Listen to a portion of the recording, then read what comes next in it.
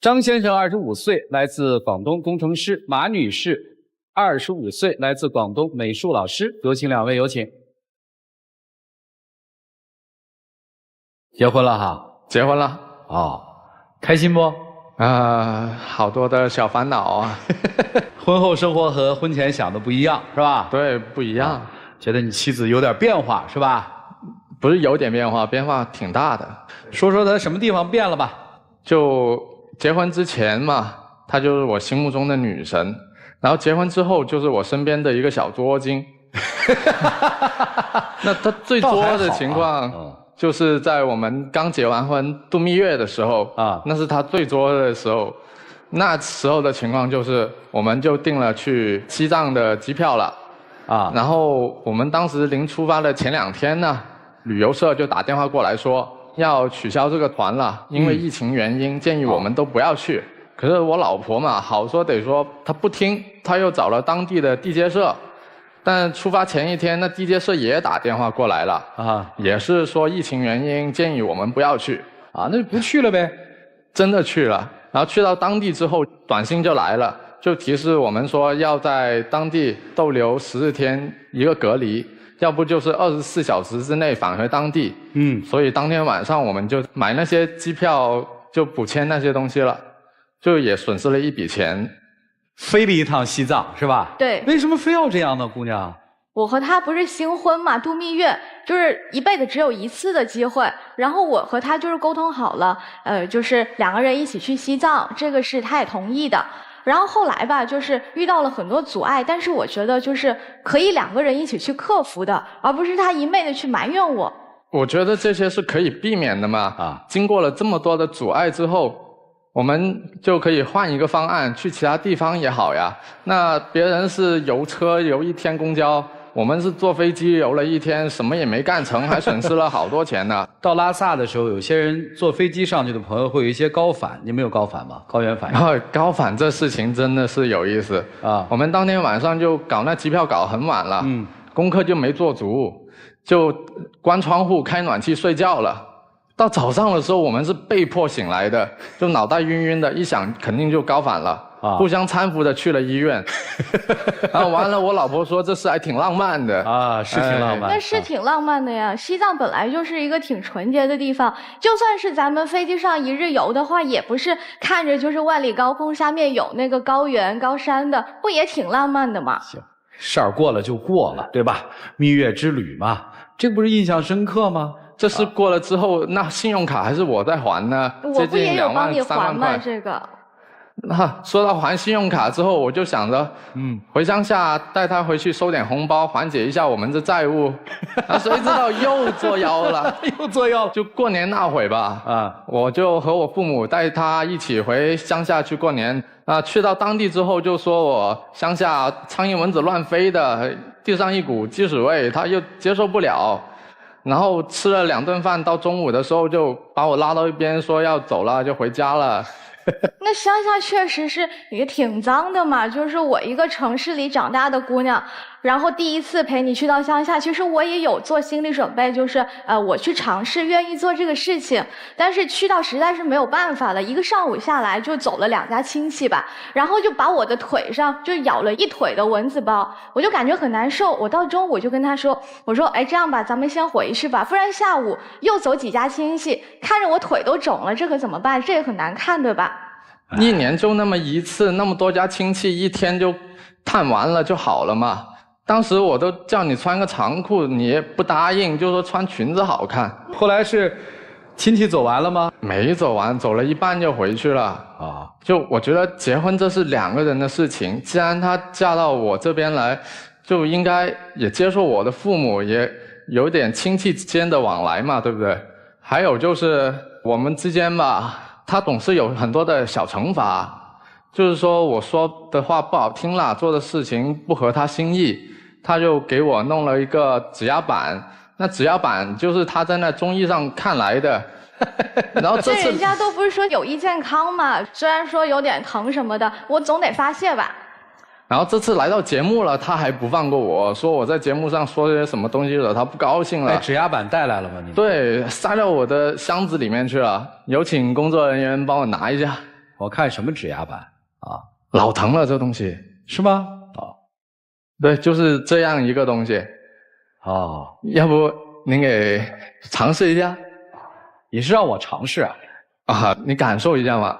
就挺硬的，挺疼的，我就十分接受不了。啊，你说你的啊。行，那除了这惩罚了指压板的时候，还有那个牙刷的事情，就是说他一不高兴，这个一般什么情况下惩罚呀？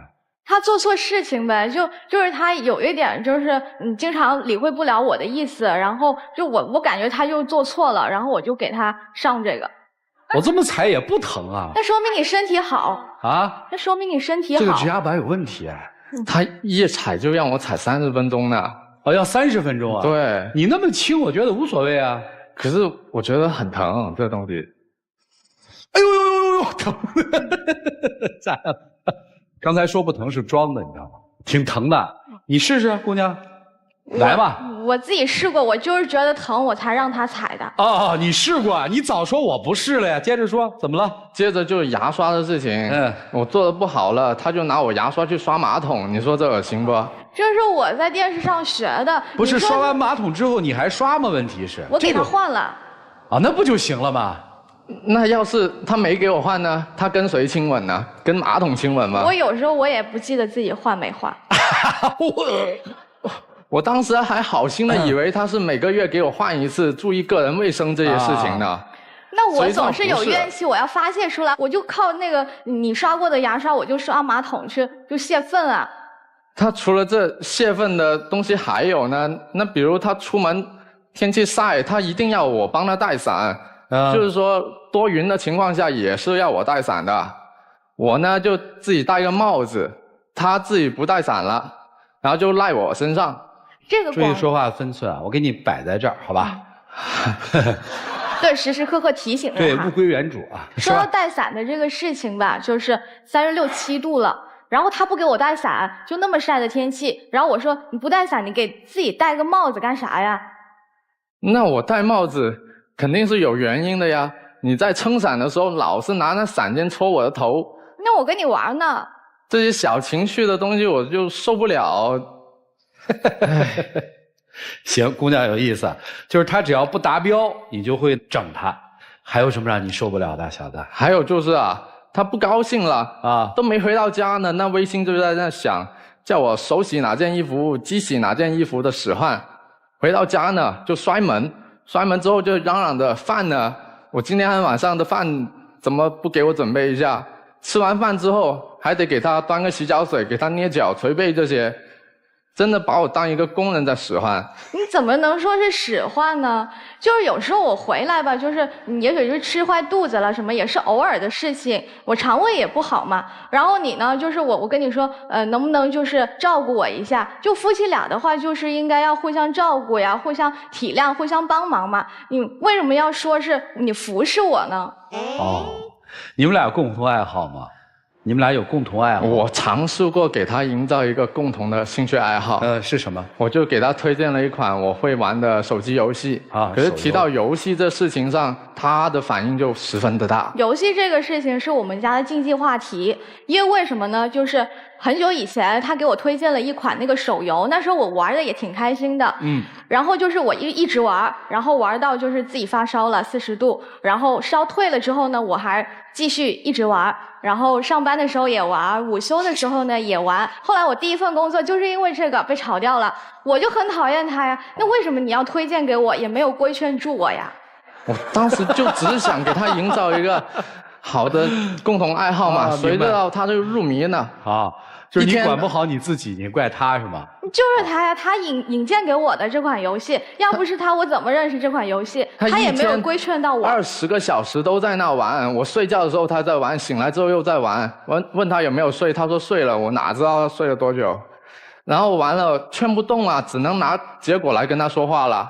那结果就是你身体不舒服，还丢了份工作，那后果你自己承担，那很正常吧？所以现在不玩了吧？不玩游戏的话，在我不玩，他也不给玩。行，然后我现在也戒了游戏了，就因为他不高兴，反正他看到肯定要跟我闹的。行，挺好，两个人换个其他的爱好也还可以啊。女生会干涉你的生活吗？会呀，就像刚才他说的工作是我害他弄丢的，他也干涉我的工作了。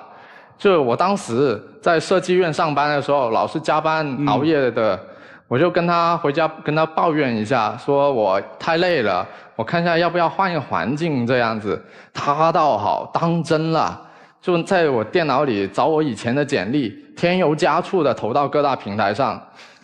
然后那天我在上班开会的时候就接到电话，听了没几句我就关掉了。事后我越想越气，真的，我工作就这么一个圈子，我少了这个机会，以后就少了一种可能了嘛。那其实我也是为他好呀，既然他跟我说就是他抱怨工作，那肯定就是有这个想要走的这个想法嘛。然后我就帮他去看一下嘛，就是帮他投一下，也是为了他好呀。那当时跟我沟通一下也好，对不对？你不要给我这么大的一个惊喜嘛，我真的接受不了这种反差。那我也不知道他会给你打电话呀，我就试着投一下嘛。你总是说我就是干涉你的生活，干涉你的工作，但其实这都是因为我爱你啊。但是结婚以后，我觉得就是他没有以前那样子，在乎我的感受和爱我了。怎么不爱了呢？就像是有一次吧，就是在地铁里也是，我那天穿的小裙子嘛，有个男的就向后看我，看了我好几眼，还对我吹口哨什么的。然后这时候我就挺懵的，然后我就看向他呀，然后他就向后躲了一下，事后呢还把我拉到一旁说：“宝贝，你刚才干啥呀？”我瞪他一眼，就是希望你能不能瞪回他，你能不能保护我一下呀？当时吧，我就接收到他的眼神的信息，就是老公，那人看了我一眼，你得去揍他，懂不能我看他一眼，他看我一眼，让这事态升级打起来呀？然后我就把他扯到一旁去了，让他冷静一下。我也没有让你直接去打他呀，大家都是文明人是吧？那你说当时我应该怎么做呢？你就不可以抱着我呀，就像小说里面那样抱着我，或者瞪回他，让他不敢看我就好了呀。行吧，那以后我就抱紧你，可以吧？就是他这个人吧，就是一直的，就是婚前吧，他是对我百般呵护，然后又体贴，然后婚后吧，就是像刚刚那件事儿一样，就是理解不了我的意思啊。就像是有一次吧，我们俩有一个共同的一个小兴趣，就是喜欢小猫咪嘛。然后就是带他去猫咖，但是可能我选的那家猫咖卫生上有点不是那么好。去了没多久，我就起了一些小疙瘩。然后特别痒，然后我看他玩的挺开心，我也不想去打扰他。然后过了一会儿，我问他，那时候是4点多，我问他，哎，宝贝，你饿了吗？这平时4点多我会问你饿了吗？然后你就不会反问我一句，宝贝你怎么了？然后他也没问我，然后行吧，我就坐在一旁了。这姑娘是自己在跟自己结婚，你知道吧？宝贝，你饿了吗？你到底怎么了？我天！可是当时这个猫咖的票是你订的，然后去也是你拉着我去的，我只是陪你去而已，而且我玩得开心一点，只是想给你营造一个愉快的氛围，让你也玩得好一点。而且我撸猫也只是撸一只，不像你每一只都去撸了个遍。我特别好奇女生啊，就是为什么不跟她说，哎呦，咱快走，我有点过敏，为什么不直接说呢？我是问了他2次，宝贝玩得怎么样了？然后我还自己一个人坐在一旁。然后就算你理解不到我就是语言的意思，你也可以就是看到我已经坐到一旁去了，我也没玩猫。他说玩了一轮之后，我发现我身上过敏了，我就不玩了。然后他就自己在那里不停地玩那只猫。那为什么不能直接说嘛？后来我又跟他说了，到了6、7点的时候，我跟他说我饿了，我们走吧。然后他跟我说我不饿，你再玩会儿。我就觉得是他在喜欢玩，所以就让他多待一会儿。我都坐在旁边了，我还喜欢玩。真的可以直接明了的跟我说嘛？那时候我就直接过敏，我就直接跟你说了，我就直接走了呗。那你能理解我的意思了不？就女人嘛，好多小心思的，要男人去猜去想，他话里的话是什么意思这些。这直接说我已经过敏了，咱是走啊还是我先走啊？不是就一句话的事儿吗？我也搞不清楚啊。就是我是觉得他婚前就是能够猜到我意思的呀，就是婚前他会连我就是一点点什么小红疙瘩啊，然后起了被蚊子咬啊，他都能看到，然后结婚之后他就看不到了。不仅这事儿，就是他除了就什么都理解不了我的感受之外呢，就是还是会对我指指点点，还说风凉话。就像有一次吧，就是我的电脑坏了，就我在倒腾电脑嘛。然后就是怎么倒腾，然后也是就是弄不了那个电脑，我就很着急啊。然后他呢走过的时候就跟我说：“你这样倒腾电脑也没有用的。”那你说我当时是什么心态啊？我承认我当时脾气不太好，那肯定因为他刚才骂完我的。然后我看他在那里折腾那电脑比较卡，他在那里拍键盘能顶什么用啊？然后我就把他推开一边，嘴上说了风凉话，但是我也把他那卡顿的电脑弄得顺畅了呀。但是你还是说的那句话，就让我很心寒呢，就觉得你什么也帮不上我，然后还在旁边说啊，你怎么弄他都不会好的。你看这事就记得很清楚嘛。如果我什么话都不说，直接帮他解决了问题，那他肯定就不会记得住我这些对他好的事情了。哦，你的是这个思维啊？他还说过你什么风凉话，姑娘啊？就是我从小就很害怕狗，因为被狗咬过嘛。哦。然后那天就是有一个老太太带着一只狗走过来，我也不知道我是不是特别吸引狗的注意，还是身上带吃的了。那个狗呢就突然冲向我，然后再吠我，然后我就很害怕，我就躲在它身后了。但是他的眼神那时候给我的感觉就是，他和那个老太太一起看我，就是像观众在看表演一样。然后他就跟我说：“宝贝，你刚刚是在表演吗？”就当时情况是很夸张的一种情况。我老婆在我心目中是有2种风格的，她冷静的时候，她是可以欺负狗那种性格，可是她很柔弱的时候呢，就会掐着我肩膀躲在我身后，把我推向狗的那种人，就十分接受不了她这种反差感。就我觉得你综合一下就好了呀，你不需要这么去害怕一样东西，对不对？那你刚刚说的那个我2种心态，那是因为我觉得你不能够保护我。就如果你能够保护我的话，那我就站在你身后，然后依靠着你就可以了呀。但是就是你不能保护我的时候，我就只能自己硬着头皮勇敢一点呀。反正我就是觉得你结婚前和结婚后是完全2个样子。这个2个人都说了一个真理啊，结婚前和结婚后2个样子，核心就是变了嘛，变就是一个真理嘛，对吧？结婚多久啊？不到1年。这还算新婚呢，对吧？那今天2位来这儿干嘛呢？主要是我带着我老婆过来的，我的目的就是希望她能改变一下，就是她有时候花钱比较大手脚的事情。那婚前大手脚这些没关系，既然2个人成了家之后，就是为了共同的目标一个家去付出嘛。所以今天带她来主要是改变她的消费习惯的是吧？对，改变她的消费习惯，还有一点小的，就做的事件能再少一点。哦，明白了。那你说我作，其实我就觉得有时候吧，他就是特别不能够理解我的意思。你要是能理解的话，我会那么跟你作，然后给你这些小惩罚吗？就咱们婚前的话，也没有这么多吵架呀。我问一句啊，你觉得他今天的表现够占那个？占10次都够了。够了哈，就是他平常敢这么跟你说话吗？不敢呀。那你今天来这个节目，主要是为了看清他的真面目，是吧？不是，就是我也想听一下他平时对我有一些什么不满。哦，来这就是为了把话说开了。对对，就别，我们不是给人壮胆的节目啊！你别回去以后你没法过了，搂着点啊。行吧，我也有点小害怕。姑娘怎么着？这男人行吗？婚前是行的。婚后呢？婚后吧，我觉得他就是。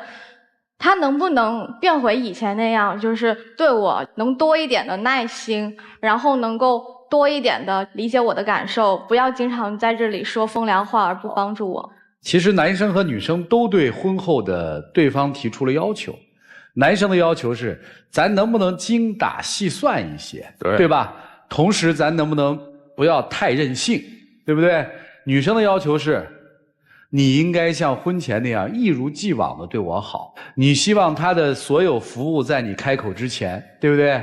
哎呀，我的腿，哦，你的腿怎么钉了个蚊子包啊？他先发现，他应该做你的雷达，是吧？行吧，就这么点事儿，对吧？其他那些也没这些重要了。哪有什么小事儿啊？这综合起来，在我这都是大事儿。大事儿，大事儿，大事儿。我再问一下，你还要讲的话，我还有事呢。你还有啥事儿啊？好了好了，到此为止，不讲了不讲了。各位看看应该怎么办啊？让我们一起进入丘比特问卷。哎呀，您这不是嫁人了，您这把自己当皇后了呀？哎，我问男生一下，他婚前这么作吗？婚前他不这么做的。为啥呀？毕竟那时候我们大学的4年异地恋，每个月就见一次面，都把最好的一面给了对方。然后工作之后呢，也是每周见那么一次面而已，所以就没发现他有这么多的毛病。没彻底了解清楚一个人之前就结婚呐？我们都是对方的初恋，我就十分的珍惜这段爱情的。结了婚之后发现不合适了是吗？对。你有想过是结婚前你惯的吗？为什么在结婚之后他的感受也变了呢？这个问题留给你自己想啊。接下来我主要来说说女生。你说到的几点我来帮你总结一下。你说你的怨气需要发泄，对，那你想过他的委屈怎么发泄吗？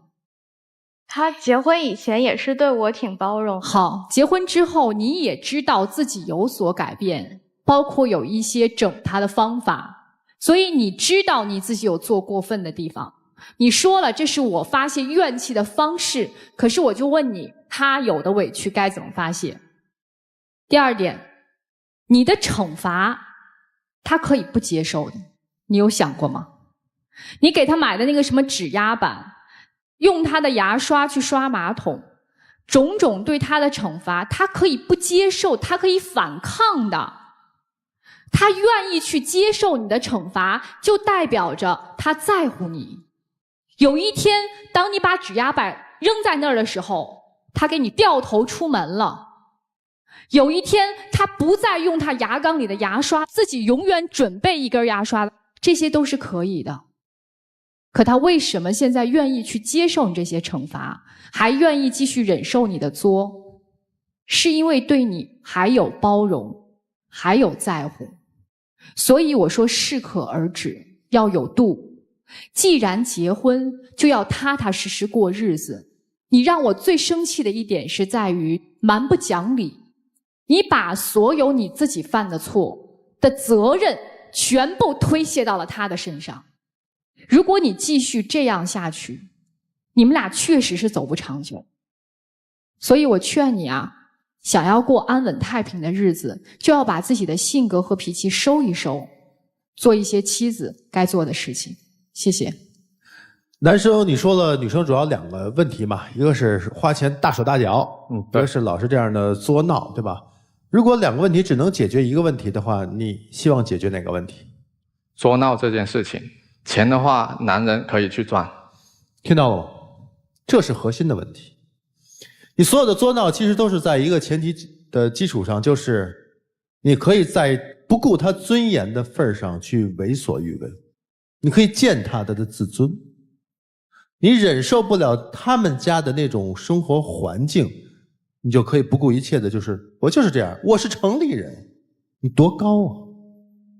你是他请来捧着的吗？你还是他娶来要爱的？你让他怎么去爱你呢？你让他踩那个板儿，你把他的牙刷扔到马桶里，你给他擅自的去投简历，你丝毫没有考虑过他的感受啊！你是通过打压他来抬高自己，可你自己真正的在他心里又值几斤几两，你知道吗？如果觉得你值得爱，你就是千斤之重；如果觉得你真是连我自己的尊严你都不用去顾及的话，那你就轻如鸿毛。所以啊，自己让别人尊重，其实前提是说你得先尊重别人。同样的事情换做他如果做给你看的话，你的心里是什么样的感受呢？你不能自控自己啊，比如说玩游戏啊，你不能自控自己对他的这种方式。你觉得你问一句，在下午4点钟问一句你饿了吗，他就应该明白你所有的想法吗？你太懒得去表达了。相处4年再加1年的结婚，你就要有责任感的咯。你要去想想自己怎么应该去表达爱，怎么应该去表达自己希望对方对你的关注或者看得重你，而不是自己把自己看得很重，而把自己看重的前提是要踩在别人的身上，让自己站得更高，那是不对的，好吗，姑娘？我觉得要认识自己的问题，我觉得这段恋情还是有可以继续的可能性，否则真他是要走的，走受不了的人是你。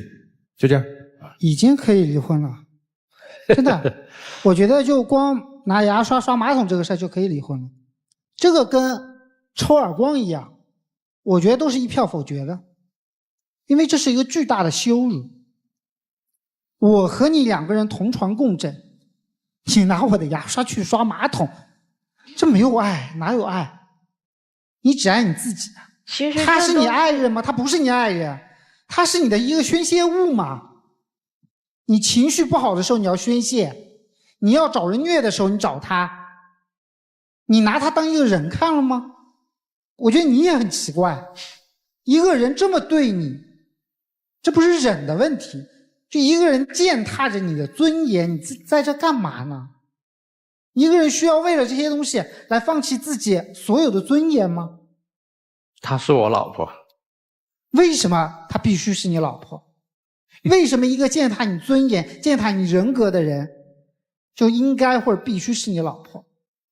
一个人如果没有把你当成一个平等的人来看，他为什么会是你老婆？你怎么选老婆？你选的到底是什么？骄纵，很多人觉得是一种性格或者是一个习惯，其实它不是的。骄纵是某些人的生活方式，你知道吗？就他从小到大他就生活在这样的一个生活环境、生活氛围里面，他就觉得这些东西是正常的，对人不尊重，完全没有感恩。你刚才站在台上就说了一句，你一点都帮不上忙，但是你老公明明当时是帮你把电脑修好了，只是多嘴说了一句话而已。但是你呢？你说他多少句？很简单一个道理，你对他做的事，他能不能对你做？他可不可以拿你的牙刷去刷马桶？他可不可以用你对他的态度来对待你？他也有怨气。不可。为什么？你是单方面的，你需要的根本从来就不是一个平等的爱人。我不劝你放低自己，因为你没有什么可高的。所以啊，回顾一下自己骄纵的生活，你也回顾一下自己选人的方式，就这样。其实我觉得没那么严重啊，就像是拿牙刷刷马桶这个事情，听上去仿佛让人觉得是不可思议的，但是那一把牙刷你拿去刷完马桶之后你是扔了，并给它换了一个新牙刷，对吧？你又不是把这个牙刷刷了马桶水又给它插回去来恶心它。所以这一个放在我们家庭里头，比如说一个主妇觉得家里的牙刷已经滋毛了，我要把这个牙刷扔之前，我拿它刷个梳子吧，或者我拿它蹭个水池边吧。像我们这一类的主妇都干过这样的事儿啊，只是不会拿牙刷去刷马桶，因为牙刷太短了，你的手伸到那里，你自己不恶心啊？所以这个事儿我真没觉得已经上升到侮辱他什么的了，因为你只是把那一柄旧牙刷给处理了。他可说了啊，我有时候也忘记啊。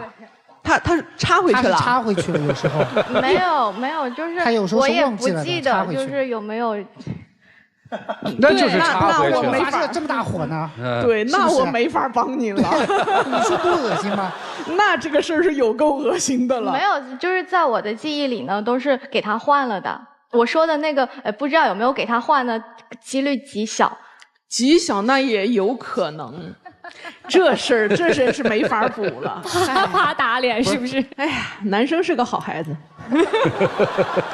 真是个好孩子。尤其是在陆琪老师刚刚还在问他你为什么要忍的时候，他说他是我老婆啊。就是这样的一个男人能够忍你忍到现在。哎，牙刷的事儿吧，咱就先扔过去。指压板吧，指压板的事儿，在我看来，起初我也觉得没那么过分，现在我也还这么认为哈。也是在两个人发生了小摩擦之后的一个还算是不那么激烈冲撞的下台方式，总比你冷战好，总比你跟他撕了脸去吵好。但是问题就在于他疼啊，当你发现他疼依然要逼他站半个小时的时候，这就可怕了。刚刚你们让我印象最深刻的就是那几声宝贝，每一次的宝贝后头都有坑在等着。宝贝你痒吗？其实我痒，宝贝，你饿了吗？其实我想让你看看我饿了吗？所以嘴上喊着的是宝贝，但其实是想提醒对方，看看我，看看我，我才是宝贝。你要关心我这个宝贝饿不饿，你要关心我这个宝贝痒不痒。在叫出那么一声宝贝的时候，不如都先想一下，你们宝贝的是对方还是自己？如果小两口调整不了这个状态的话，这个婚是走不下去的。其他的话，那一些我觉得都还好。牙刷的事儿那是过不去了，就这吧。其实我很好奇的倒是另外一点，既然都不能接受，为什么都受了而没有反抗？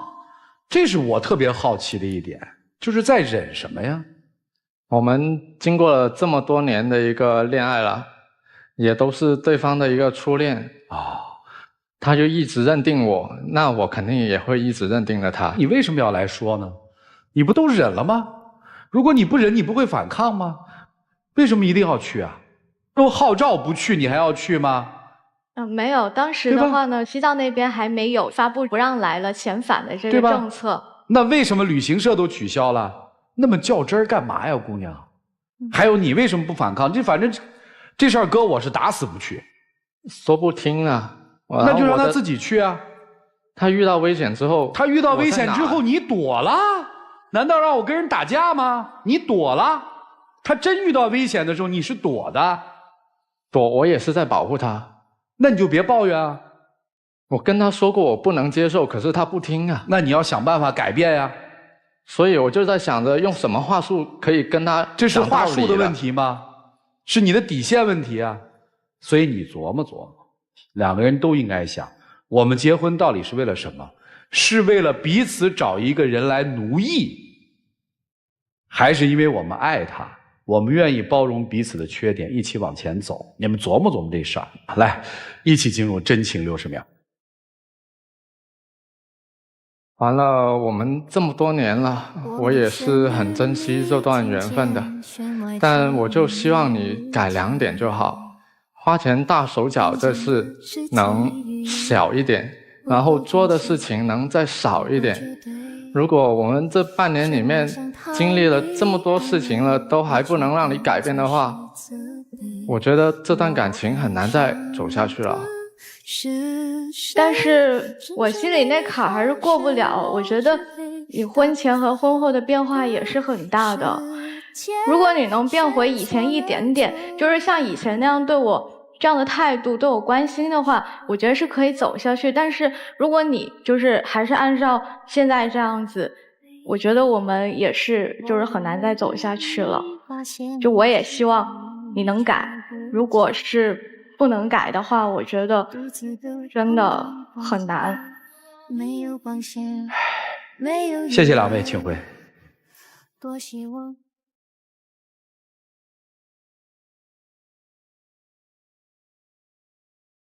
请关门，请开门。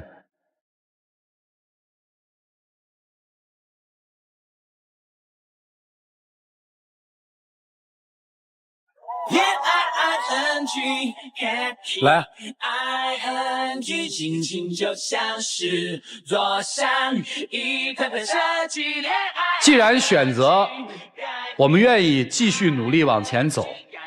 今天说的问题回去都调整，好吗？来吧，我们一起来见证属于这对新婚夫妻的浪漫时刻。各位请见证。我愿意给你机会做改变，那我也会在生活中对你更细心一点，但是今后我会有自己的坚持的底线。那我听了你刚刚说的和各位评委老师说的，我也是有认识到我自己是有问题的。那接下来的话就是我会改，但是你也不能要求我就是马上全部都改了。婚姻嘛，都是互相进步的事情，说出来就好了。好了，抱一抱，抱一抱。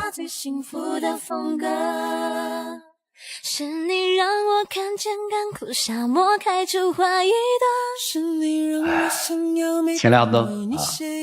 谢谢两位啊，请回，请回，请回。你也轻轻地附和。